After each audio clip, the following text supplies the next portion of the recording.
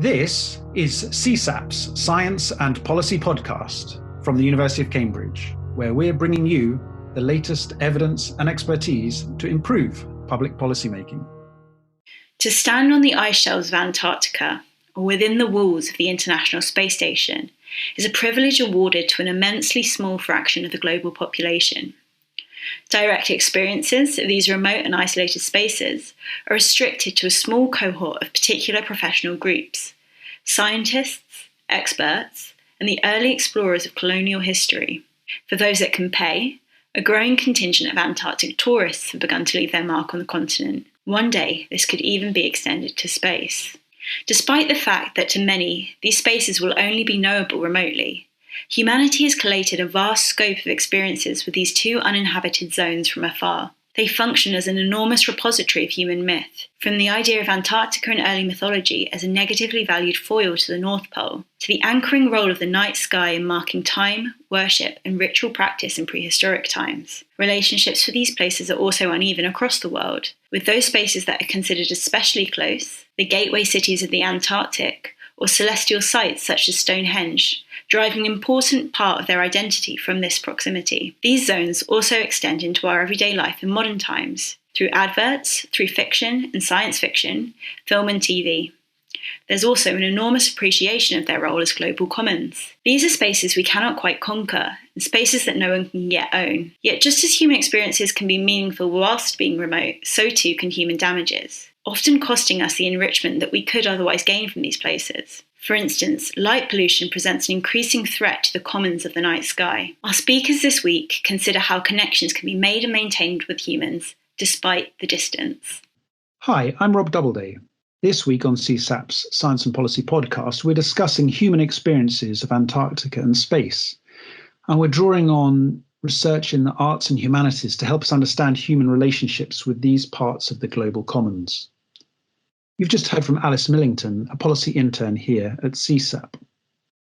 Throughout today's episode, we're joined by astronomer Dr. Daniel Brown, an associate professor at Nottingham, Trent University, University of Tasmania lecturer in law and governance of the Antarctic, Dr. Hanne Nielsen, and University of Tasmania professor of English, Professor Elizabeth Leane. And finally, Dr. Rebecca Priestley, who's an interdisciplinary scholar at Victoria University of Wellington and author of 15 Million Years in Antarctica. So Dan, tell me a little bit about your work on dark skies. It started my work on dark skies by actually looking into how people engage with the night sky. And I've done a lot of work on the area of cultural astronomy, archaeoastronomy, where we are trying to connect and understand how people engage with the sky throughout time, and especially during the prehistoric period I was interested. But all of that delves into how humans engage with the sky. And one way is by observing and seeing it at night time. And obviously light pollution is a really interesting angle on that. And I started quite early on doing engagement with school groups and summer schools and bringing them close to exploring some of these beautiful ancient sites. And as you would do with field trips, bringing in many different angles to that. And light pollution was a fantastic angle to bring in as an additional point of access and understanding. I hadn't really thought of astronomy being a sort of archaeological subject. What's your own sort of scientific entry point? And then how do you do archaeological astronomy? So my entry point was looking into sundials and trying to understand how they were built. And that took me further into Stonehenge being a magnet that attracts you to that, and you can see all the outlandish ideas. But that gets you then into the field where scientists have really painstakingly made sure that their path to understanding is supported by evidence rather than fringe culture. And that's really found me to engage quite highly, especially from the angle, not so much of statistics, but of the angle of the humanities side, trying to really get that perception, how we understand it and how we engage with the night sky. And a lot of this thing goes back to how we observe the night sky with the naked eye. And a lot of these ancient sites that have some kind of alignment to stars or to the moon or to the sun live and die from how people visualize and see things. And that's the interesting starting point of that visualization. And at night time, that becomes very important also to then see, for example, when stars are visible for the first time as they rise and set on the horizon as well, which is a very important part. And light pollution is a really important aspect then to see how that influences how we would explore that. There's a very challenging part of that. And also, if you then want to bring people into these sites to actually understand, would they be used for this? Is there something relevant there?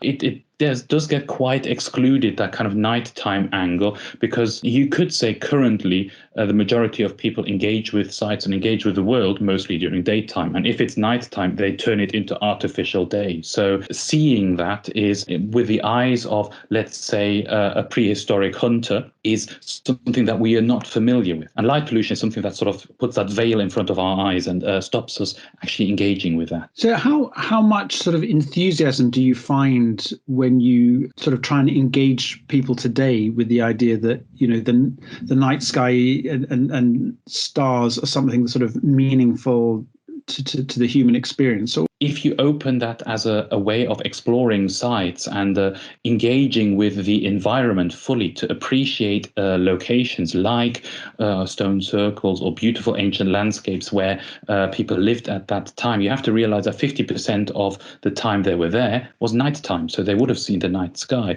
And engaging people into that brings this really additional level of understanding and appreciation and this awe and wonder. And tapping into that is really powerful. And thinking of it as well in timescales, because if you're seeing the night sky, you're tapping now into what you would say the astronomical sublime. You're really tapping into from a humanity and human point of view, perspectives, dimensions, timescales that are beyond belief.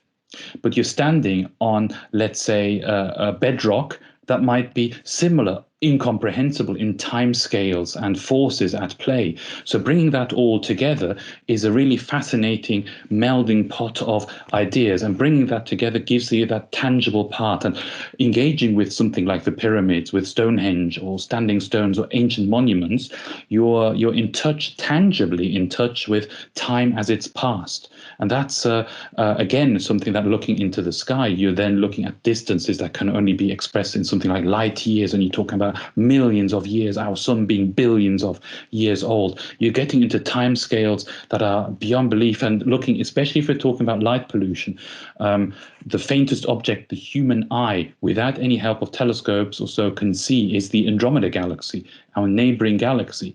And that is roughly 2.5 million light years away. So if you're seeing that in dark skies, you're already tapping into unbelievably depth of time, because that light you're seeing has traveled 2.5 million years before it's reached us. So it's a fascinating, holistic experience engaging in that. And that's where you're tapping suddenly into new audiences. You're tapping into audiences that are interested into heritage. You're tapping into audiences that are interested into exploring landscapes, writing, painting, romanticism, and neo-romanticism. So, I mean, let's sort of talk specific. So you're based at Nottingham Trent University, and I understand that one of the sites that you're working with most closely at the moment is in the Peak District. So, yeah. So how you know, what are some of the early kind of findings or experiences that you've been able to sort of explore working in the Peak District? Yeah, the Dark Sky Initiative initially started to set up things that are called, now that's a few years ago, dark sky discovery sites. And we had realized already after some initial work with the Peak District National Park Authority that in the wider area of the Peak District, there weren't actually any of these kind of discovery sites available. We are well aware that the Peak District is actually a national park that is you could actually see it from space at night, not in a positive way, but by it being encircled and encroached by bright areas like Sheffield, Manchester, Nottingham, all these areas, Birmingham, encircling that, and you could see nicely that patch. So having it as a dark sky site per se is virtually impossible because it's so populated.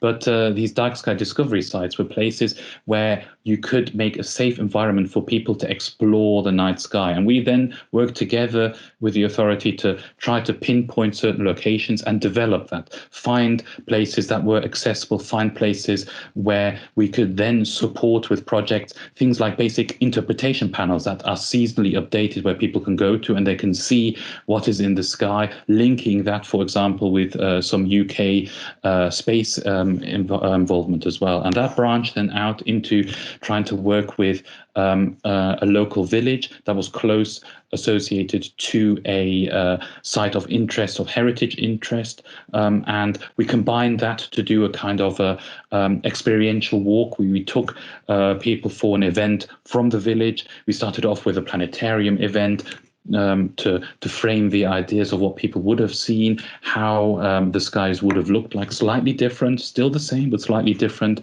thousands of years ago. Then we took them through their village up to the site at night time, and then had observing stations set up as well, and then took them down again. And that was all in situ with trying to work with schools, trying to work with the National Park Authority to put in these dark sky discovery sites, and also with our students together. What happens as a consequence of a sort of a one-off exposure such as that you've talked about? It was more than just one-off. It was several instances. We worked on this and with this village as well over a period of time. Sort of as an outcome of this, we saw that it's vitally important to have this three-stage sort of leading them in, i.e. taking them from a time machine planetarium through their village to the site, then giving them that kind of sublime experience on the site itself, and then leading them out by providing them extra support, staying in touch and gathering feedback from them. So what we've gathered from that is that it's extra sublime experience that is really vital. So if you're doing events like this, if you're trying to bring the idea of the importance of dark skies and the wonder of the dark skies in there, is bringing that at a meaningful location. So just handing out leaflets won't work. And then the next part is seeing that some of the responses were that I never realized looking back how bright our village was, or I could still see my lamp. So making sure this leading up experience. You take people out of their usual environment and take them into a different environment, sort of this sublime, this liminary zone where things start to change. You open their minds and create this transformative experience. Yeah, I mean, it's very interesting to now think about how this might connect to some of the themes we've been thinking about in this series in relation to humans and space, where really the starting point has been,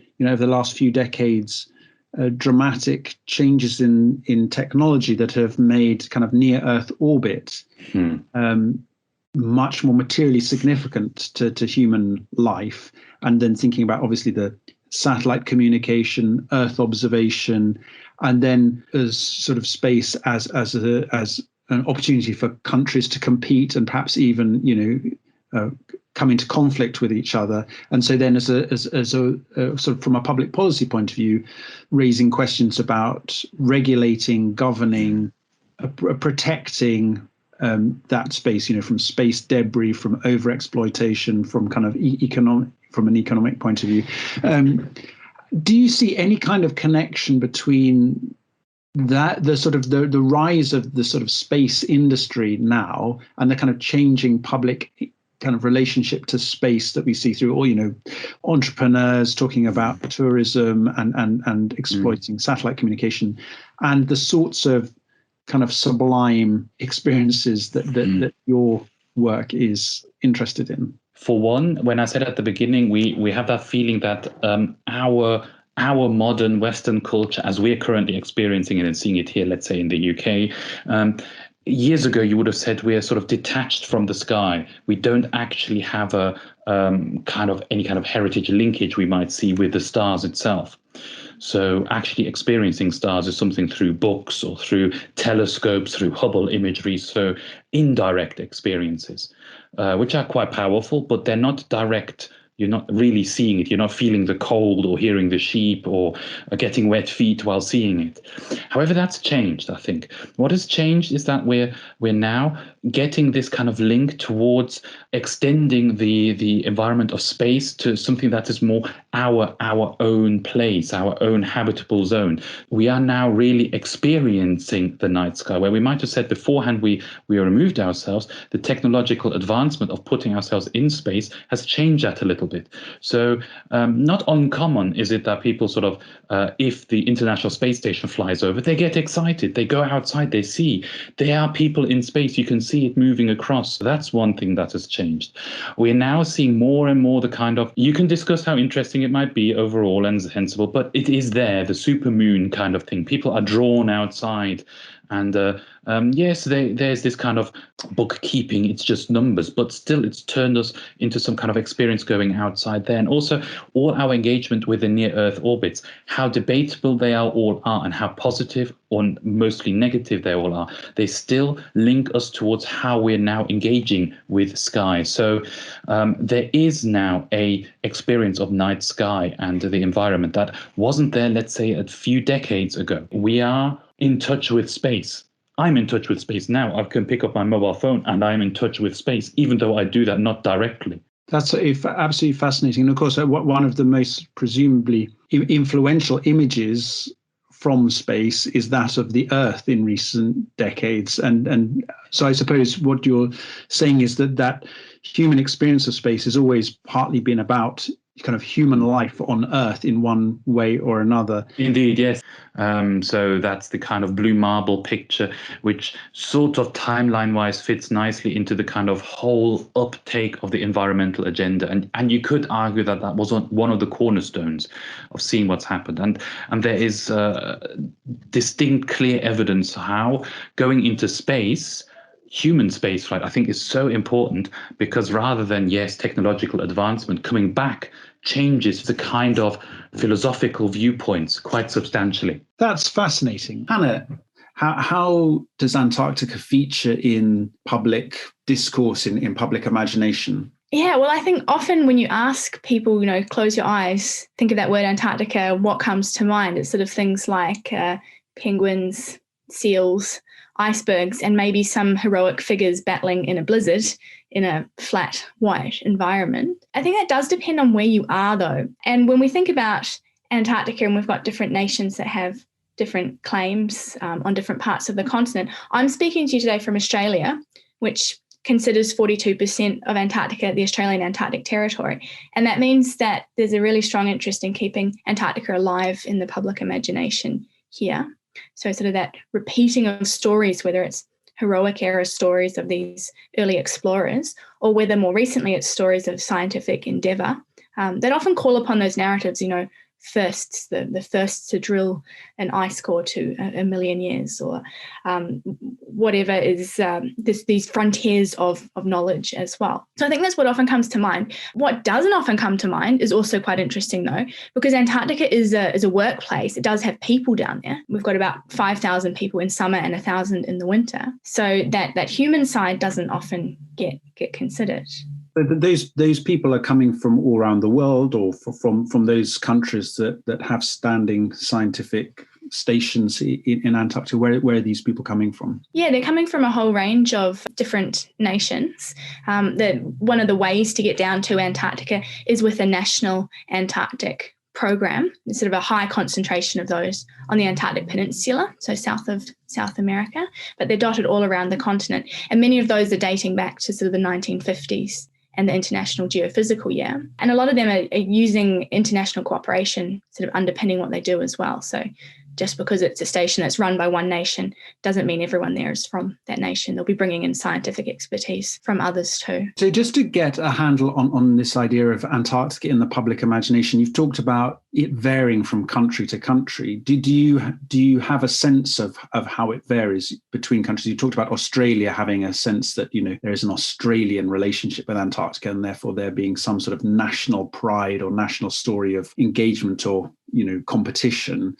Is that repeated in other countries? And what about countries, that don't have that similar sort of proximity or or connection to Antarctica? Yeah, I think it does differ between countries, and not only between countries, but also regionally within different countries as well. So in many cases, if you've got a long history of polar exploration and you have a modern day interest, particularly in that South Polar region, then you'll see repetition of those heroic era narratives, whether that is explorers coming from Britain, coming from Norway, or in places like New Zealand and Australia as well. But also you'll see some of these cities that are close to Antarctica, these Antarctic gateway cities, places like Hobart in Tasmania here, or Christchurch in New Zealand, Punta Arenas or Ushuaia or Cape Town. And then you see sort of this concentration of story about connection, and that proximity to the Southern Ocean can be something that's sort of drawn upon in those places as well, not only in terms of those heroic era stories, which are actually relatively recent when you think about it, turn of the last century, so coming into the early 20th century, but you've also got these connections in terms of logistics and supporting of modern day science and facilitating modern day activities like tourism as well. So it can be quite regionally specific even within these different countries. And if you'd say to someone, Antarctica, what does it mean? If they're in one of these gateway places, might have a different answer to someone who lives much further north or lives in a place that is not having such a strong connection. Elizabeth, you're involved in the Gateway Cities project. Could you tell us a bit more about that project? This is a project that's led out of Western Sydney University by a colleague of mine called Juan Francisco Salazar, but it involves a number of institutions across Australia, New Zealand and Chile, including my institution, which is the University of Tasmania. So the Gateway Cities, these are places that, because of where they are, have historically been points of access to Antarctica for travellers. So whether those are, in the 19th century sealers and whalers or explorers, or more recently members of national programs or tourists, these are places that people pass through on their way to and from Antarctica. And there's 5 cities that are widely recognised as being gateways. One of them's the one I live in, Hobart in Tasmania in Australia. There's also Christchurch in New Zealand. And at the tip of South America, there's Turning to you, Rebecca. Chile and Ushuaia in Argentina. And then over in South Africa, you have Cape Town. So these are the gateways. And each of them has a sort of slightly different identity depending on the kinds of people who use it to get to Antarctica. So, for example, Ushuaia is the tourism capital, whereas here in Hobart, we tend to be known as the kind of scientific capitals. I think it's useful to remember that, these are places, and I say this as someone who actually lives in Hobart, places where people really feel Antarctica in more sort of direct material ways than they do in other places. So we feel it through the wind, the weather, the oceans. And there are, in fact, Indigenous traditions in some of these places going back a long way that engage with that idea of a cold region to the south. So these are places that are very much connected with Antarctica, but they've tended to be thought about mainly in relation to population centres in the north. So they tend to be thought about as being these far-flung places that travellers pass through, places that compete with each other to get Northern Hemisphere traffic. So what the Gateway Cities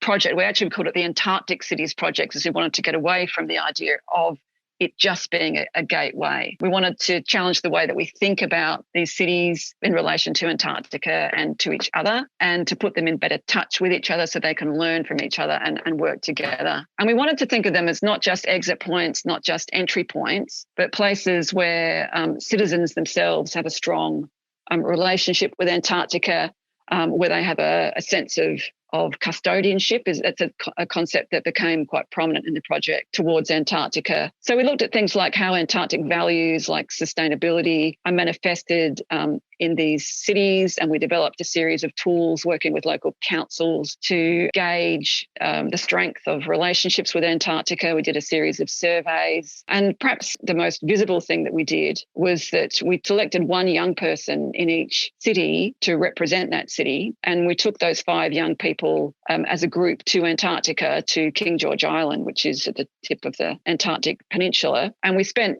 a week or so in Antarctica, where those young city representatives learned about life in Antarctica, the science is done there, the environment, and they learn about each other's cities. And then since they've returned, they've launched what they're calling an Antarctic Youth Coalition across those 5 cities to progress awareness and care of Antarctica. And COVID's made that a little trickier, but that's really getting going now. So that's been a really exciting outcome of the project, on top of the various sort of academic publications that we've produced. That's very interesting. Hanne, certainly I would imagine that for people in the UK, for most people, if Antarctica means anything, it means engaging with TV documentaries of nature and perhaps the impacts of climate change. Presumably that's not unique to the United Kingdom. Presumably that dimension of engagement is also quite widely seen around the world. Yeah, and things like the penguins, the seals, the whales, the megafauna, they're quite charismatic, so they do have quite broad appeal. But they're often tied in with a particular framing of the place that's relatively recent. So that framing of Antarctica as a place to protect, that's going back to the 1991 Madrid Protocol, so on environmental protection for Antarctica. But that framing of Antarctica as a place that's really pure and untouched by humans, and a place that's in need of protection from humans, even though that's really quite widespread, that is relatively recent. When you look back in time, we've been more likely to look at Antarctica either as that place for heroes, an extreme environment in which people test the limits of sort of human strength or machine strength with that idea of extremity, or even as a place for profit. So some of the very early human interactions with Antarctica were those whaling and sealing captains heading down looking for their species. So what we see is a whole lot of these layers that sort of come on top of each other when we think about how Antarctica has been imagined and the different ways we have interacted with it over that relatively short human history. But thinking of it as a place to protect, it's not actually inevitable, and it's actually relatively recent. Rebecca, you've been heavily involved in public engagement with Antarctica. Have you found it difficult to engage people and in science communication about this region beyond the charismatic species such as penguins? That's funny that you ask, because I have often tried to do a public talk or a public presentation or a school's visit without mentioning penguins or without showing photographs of penguins. And I've kind of made it a point of principle that I'll try and engage people on other topics about Antarctic geology, glaciology, the personal experience of being in this incredible place. But yeah, there's always a lot of demand for penguins. But apart from that, I think people are hugely interested in Antarctica for all sorts of reasons. And often I think we can get people engaged in Antarctica through, the heroic age narratives, through these keystone species, all the things that are kind of cool and amazing and incredible and wonderful about Antarctica, and use that as a way to get people engaged, and then talk to them about the really quite serious issues that, some of us are working on. And of course, one of them is the impact of climate change on the Antarctic ice sheets and the degree to which those sheets are predicted to be likely to melt and to then cause sea level rise around the world. So I guess what we're trying to do is really engage people on the broader topic of climate change and the things that we can do to mitigate the impacts that we have in all sorts of areas. But one of them that's very important is the sea level rise, and Antarctic ice sheet melting is a really important part of that. That's very helpful, very important point to make, which brings me to the question about what is at stake. Why is it important to try and understand, what Antarctica means in the public consciousness? Hanne, in other discussions, we've sort of focused on the idea that Antarctica is governed by an international treaty that marks it out as a sort of special space for science, and those treaties were negotiated in the 1950s. So what was sort of in the imagination of publics at the time that these treaties were being agreed? It's useful to look at that in the context of the Antarctic treaty system. So not just the treaty from 1959, but the other instruments that have been added along the way, because those policy instruments in many cases actually reflect the attitudes of people more broadly. So when we see the development of the Madrid Protocol for the Environmental Protection Protocol, sort of seeing that shift in focus away from maybe some of that early profit idea toward that protection idea. But advertisements can actually be really helpful for helping understand that too, because what they do is they recycle the ideas that are out there already in common cultural circulation. So in turn, they also inform people's ideas about the place, because for most of us, we'll not go to this continent, but we have an idea of it existing in our mind. We've built that up from stories, from films, from books, from images. And that Antarctica is more real for us in many cases than the ice itself. So it's really powerful, that imagined version of Antarctica. And if we look at the advertisements, we can see which framings are sort of dominant at different points in time. Is it thinking of this as a place to go down as a new frontier and find out new information for science? Is it thinking of this as a place that needs to restrict the human footprint, for instance? Elizabeth, how have portrayals of Antarctica in popular media shaped our understanding? Do these depictions align with the goals of protecting Antarctica today? So our ideas around it are really heavily influenced by what we see, what we hear indirectly. So that might be through the mainstream media, it might be through films or exploration writing or travel writing. Tourism might perhaps be changing that a little bit, because we now have, I think it was over 70,000 people season before COVID hit went to Antarctica. So that's still a pretty tiny fraction of the human population, a very particular one. And even those people who go to Antarctica are experiencing it in ways that have been influenced by what they've read and seen and heard. So I guess what I'm saying here is that images are important in our idea of Antarctica in a way they might not be quite so much for more familiar places. But you can't just say that there's one particular image of Antarctica. So my research focuses on mostly Anglophone culture, but even within that constraint, you can still find a whole series of different ways in which Antarctica has been framed throughout the years, and a lot of those ways still continue to be quite influential. So I'll just name up a couple. So there's a really strong utopian tradition where Antarctica is seen as the last blank space, a place free of human history, a place on the other side of the world where we can do things differently. So that idea goes back many centuries, but I think it's still quite evident in the way people think about Antarctica today. And I think it's evident perhaps in the Antarctic Treaty itself, which is a very unique governance instrument. So you've got that tradition. Then on the other hand, you have a really strong Gothic tradition, which goes back to people like Edgar Allan Poe and Samuel Taylor Coleridge. And in that tradition, Antarctica is a really mysterious and unknowable place, which has all these dark secrets and can bring us face to face with our deepest fears. And then you get that tradition surfacing in conspiracy theories. So do those depictions align with the goals of seeking to protect Antarctica? I think it really depends on which tradition you're looking at. And I think even in texts that are clearly on one level aiming to progress protection of Antarctica can in other ways undermine it. One genre that I've written a little bit about is action thrillers set in Antarctica. And a lot of those action thrillers, or some of them more recently, have an environmental element, so you might call them eco-thrillers. And what you tend to find in those sorts of books is that you have a hero in the narrative who is usually a scientist aiming to protect the Antarctic environment from a villain who, for commercial reasons or geopolitical reasons, wants to exploit its resources. And so then you get this hero narrative, which is in itself quite problematic when it comes to protecting Antarctica, because that has to be, I think, a collective effort. So you get these stories where people single-handedly save the day, but those stories aren't necessarily what we need to deal with the problems that are facing us in Antarctica. And one thing that I wanted to mention that I've noticed recently is the way in which I think that action thriller narrative is influencing media representations of Antarctica and its future. So in those thrillers, what you often get is a really urgent timeline, a kind of sense of racing against the clock to stop something terrible happening. And what I'm seeing in the newspapers, in very mainstream newspapers, is a constant reference to the idea that the Antarctic Treaty expires or is up for renewal in some kind of way in 2048, and that mining will be inevitably renegotiated at that stage. And there's no real truth to that.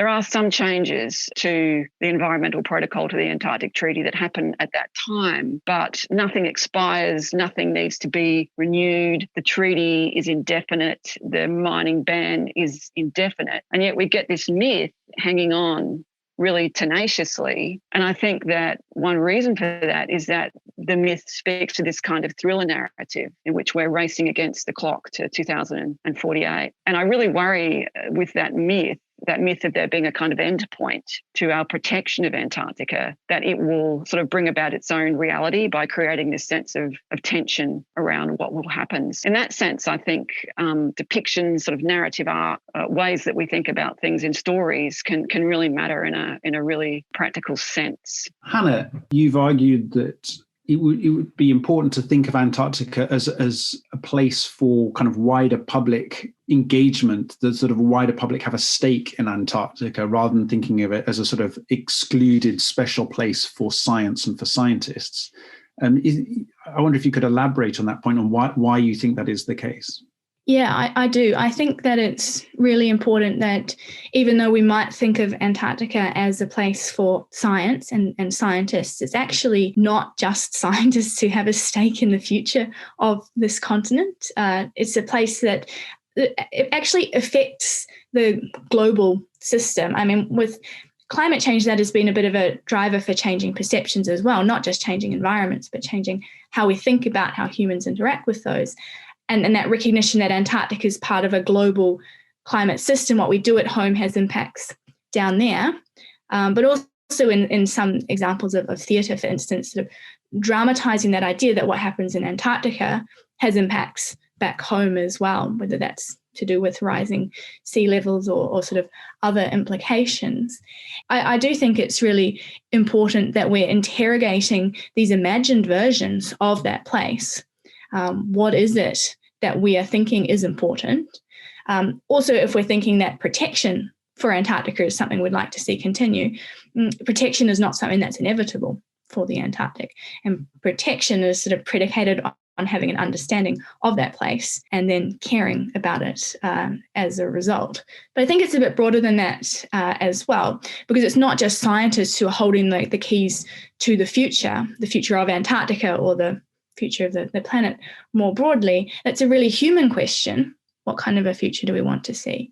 And that's based on values and priorities of people who live at home, far away from Antarctica, but they're making decisions about Antarctica and that impact upon Antarctica. So that's why it's really important to be having conversations about that place and being aware of what are those various histories, what are the value systems that we're foregrounding now, and what sort of implications do the decisions we make about things back home have on those penguins and seals and cuddly megafauna down in Antarctica and the ecosystems more broadly too. Elizabeth, what role should the arts and humanities play in Antarctic research? Yeah, I mean, I think a big role. They haven't played a big role in the past. When I came into the field sort of 15, 20 years ago, I mean, there were a few excellent books from a humanities, arts, social sciences perspective on Antarctica, but no real body of scholarship. And I think that the continent for science idea made people think it was off limits to the humanities because Antarctica has no permanent human population. It seems to be a kind of purely natural place that only scientists could say anything about. But we now know that humans have, of course, a really big impact on Antarctica, or a remote impact through things like warming oceans and climate-related factors, and also a direct impact in our scientific programs and the other ways in which we visit the continent. And so that's a place where I think the HAS disciplines, the humanities, arts and social sciences, can really step in, can make us look at ourselves, look at the kind of presumptions we bring to Antarctica, how we interact with it, how we could do that differently. So things that the HAS disciplines can do include, for example, giving us a historical consciousness about Antarctica, making us aware that the way we think about it now is only one way and that it's been thought about differently in the past and maybe looked at differently in the future. And in the same vein, I think the HAS disciplines can make us aware that we all bring really specific cultural contexts to our interaction with Antarctica. So we don't all come from cultures that have famous Antarctic heroes. We don't all have the same understanding of wilderness and that tradition. And yet we all have to come together and govern this region. So I think the house disciplines can help us in that kind of cultural awareness and cultural exchange. And another big thing I think they can do is help us to understand our emotional connection to Antarctica and foster that connection. I think the arts can do that in a way that science can't always. Things like stories and storytelling really give us an attachment to a place, even if we've never been there, I think, in a way that just sort of raw data doesn't do. So I think that the arts and the humanities are playing a much bigger role these days in research on Antarctica, and they're doing that not in competition with or against the sciences, but really very much in conversation with them, which is how it should be. And Elizabeth, what role does Antarctica play as a planetary place?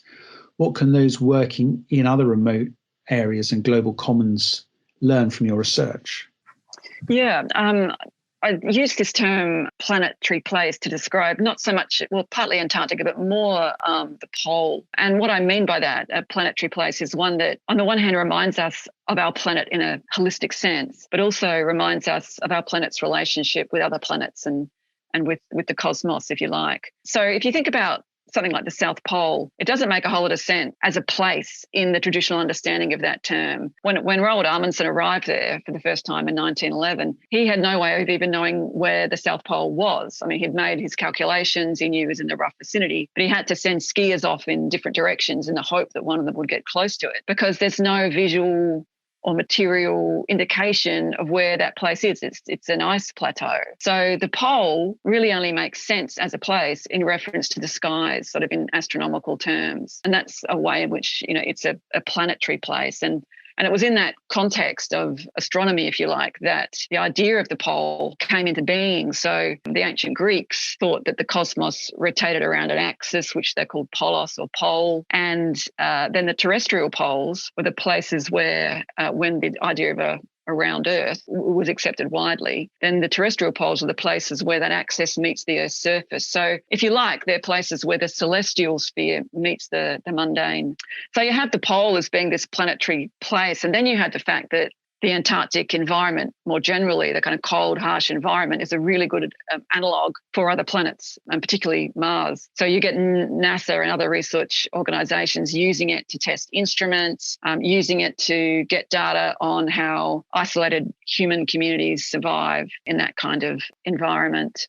So that's a way, I think, in which Antarctica is already very much connecting with other global commons. It's a planetary place in other ways as well. So it's a great place to do astronomy. It's a place that makes us think about where we are in the cosmos. But I think it also makes us think about our own planet. So we know that Antarctica has a really big impact on weather systems. We know that it's really vulnerable to warming temperatures. When I was in the Antarctic Peninsula last year with that youth coalition that I mentioned, there were record highs being announced in various places on the peninsula. And we know that as the ice melts, it's going to raise sea levels. And I think previous speakers on the podcast have talked about that. Antarctica makes us think about our planet in different ways, I think.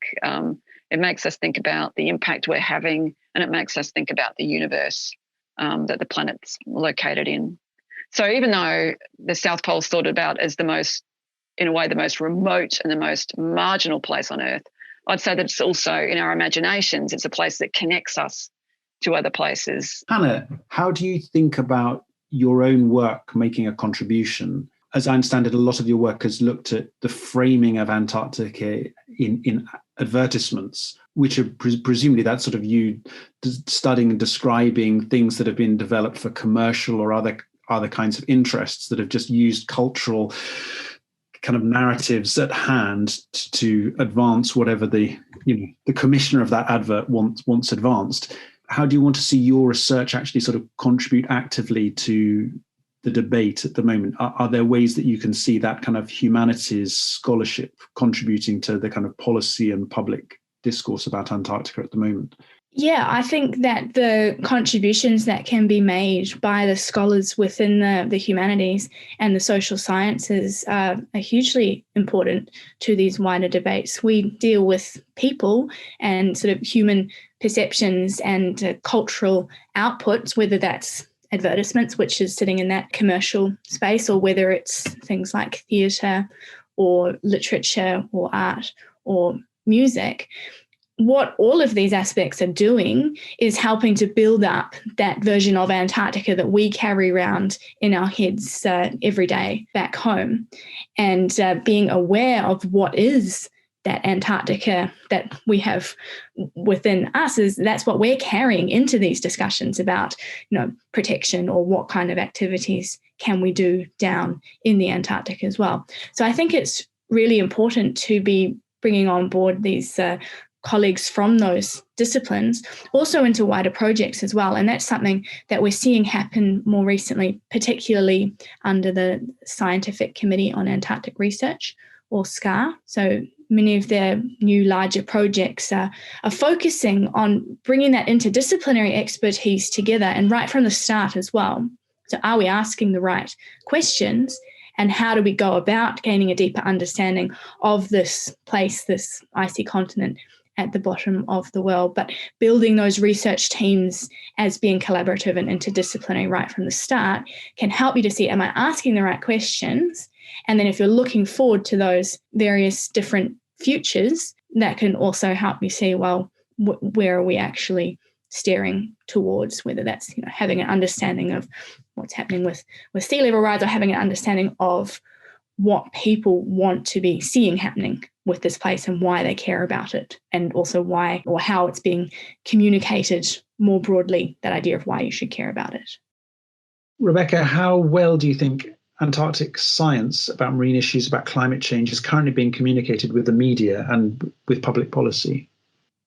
Well, this is something that I'm doing some research into with my collaborators at Te Herenga Waka, Victoria University of Wellington, as part of a research program called NZ Sea Rise, New Zealand Sea Rise program. And we've been, as part of that, looking at media coverage of sea level rise in New Zealand.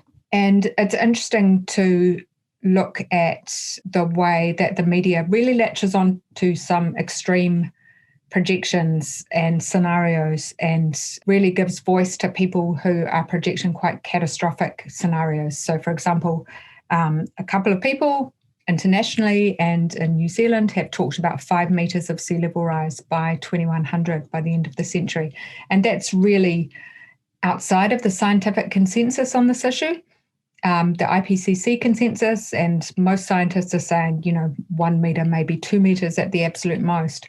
So the way the media really latches onto some of these much more extreme scenarios can be a problem, because our research shows that it makes people very concerned, but also leads to this kind of feeling that the problem is so huge that they can't do anything about it. Therefore, there's no point in even trying. And that's a real problem, because the thing is, there is an amount of sea level rise that we know is going to happen no matter what we do, and we need to learn to adapt to that. And beyond that, there are all sorts of choices that we can make now that will have an impact on what pathway we're then going to follow right through to 2100. We need to adapt, and we also need to try and mitigate. But these problems are solvable. We can do something about it now.